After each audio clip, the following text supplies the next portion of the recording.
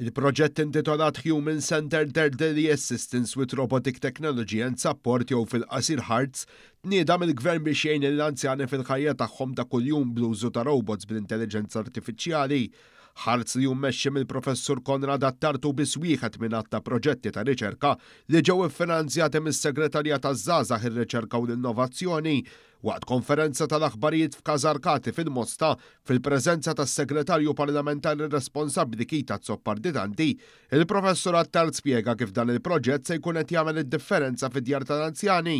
Illum tgħidna l-proġett HARTS li huwa ffukat kif ħanejnu l-anzjani u anke l-healthcare professionals fix-xogħol tagħhom.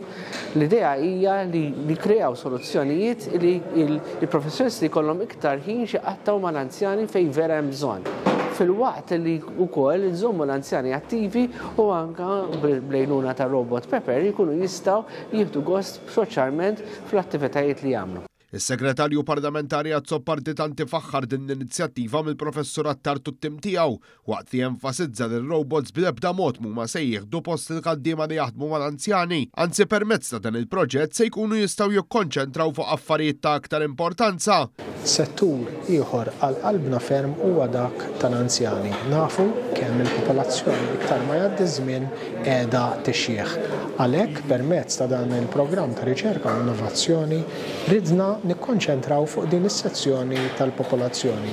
Permezz ta' dan ir-robot li qiegħed jiġi żviluppat li mbagħad iktar tard se jiġi adottat fost l-oħrajn fl-Isptar San Vincenz se jkun qiegħed jassisti lil ħaddiema kif ukoll lill-anzjani. Il-kap eżekuttiv ta' San Vincenz de Paul Jorgensen estenna li huma dejjem disponibbli biex jipprovdu lokal proġetti ta' dan it-tip li kkapaċi jtejbu l-ħajja tar-residenti anzjani u tal-ħaddiema li jieħdu ħsiebhom.